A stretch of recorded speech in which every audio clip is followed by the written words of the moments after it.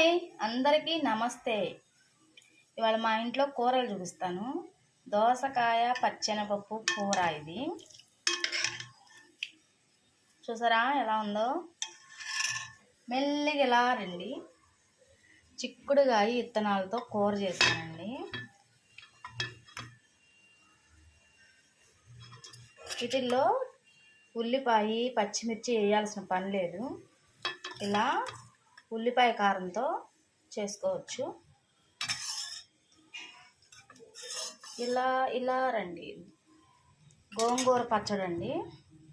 ఇది ఉంటే నాకు ఇంకా కూర కూడా అవసరం లేదు, అంత ఇష్టం అన్నమాట గోంగూర పచ్చడి అంటే.